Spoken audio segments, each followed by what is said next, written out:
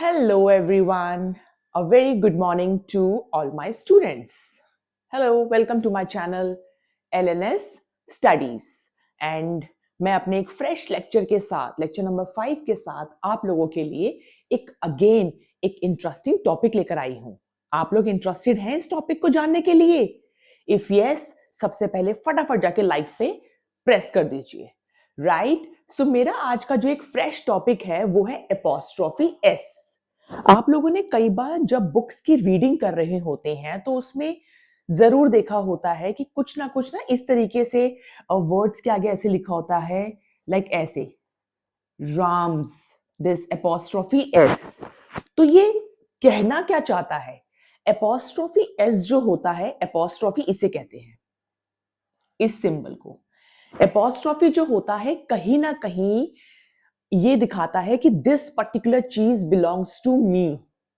Right? ये चीज मेरी है, ये चीज उसकी है, ये चीज इसकी है.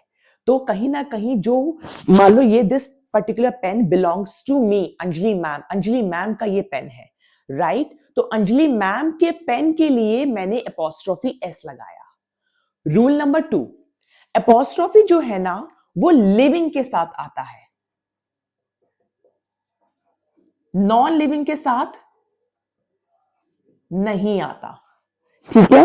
मान लो कि मैं ये बोलूं कि मेरे गांव का नाम XYZ है, तो मैं ऐसे बोल सकती हूं कि my village name is XYZ. ऐसे मैं कुछ भी सेंटेंस नहीं क्रिएट कर सकती या फॉर्म कर सकती. माय विलेजेस या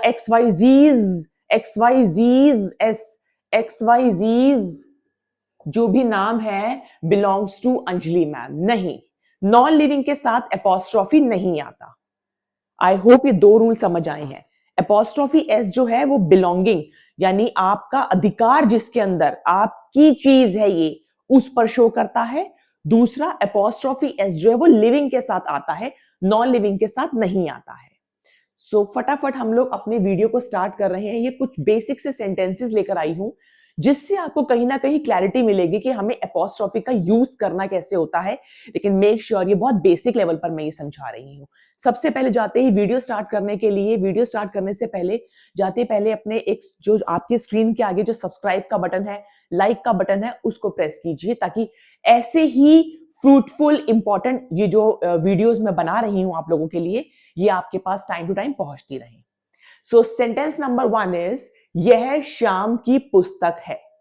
ऑब्वियसली मान लो एग्जाम्पल है, ये कोई पुस्तक है मेरे सामने. ठीक है? तो ये पुस्तक मान लो मेरी है, ये पुस्तक मान लो मेरी है. ठीक है? तो मैं कैसे बोलूंगी कि यह श्याम की पुस्तक है, यह श्याम की पुस्तक है.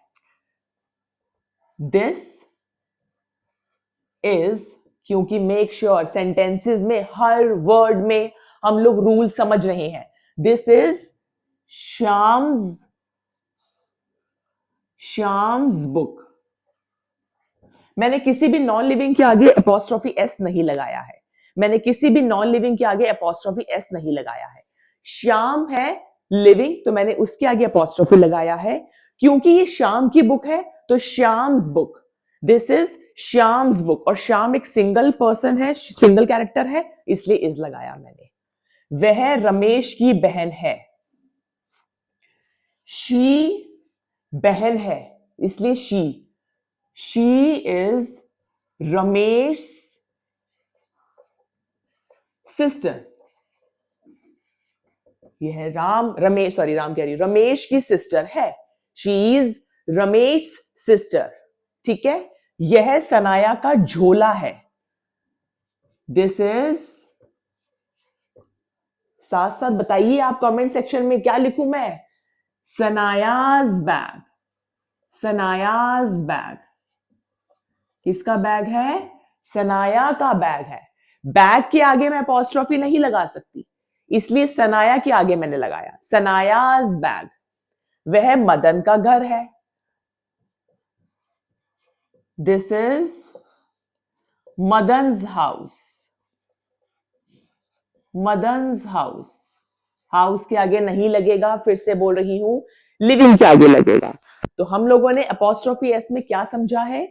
अपोस्ट्रोफी एस जब भी आप कभी बुक रीडिंग कर रहे हो तो इस तरीके से अगर कुछ आपको ऐसा लिखा नजर आता है, वो बिलोंगिंग को दर्शाता है, बिलोंगिंग को सिंबलाइज करता है कि ये चीज मेरी है, वो चीज मेरी है ना। और वो लिविंग के आगे आता है, नॉन लिविंग के आगे अपोस्ट्रोफी एस नहीं लगाना, राइट? कभी भी आप अपने बेसिक सेंटेंसेस में भी अगर आप उसका यूज करते हैं, like this pen belongs to me, या this is my pen, right? This is Sanaya's pen, this is फलानाज पेन, इस तरीके से सॉरी आप बोल सकते हैं।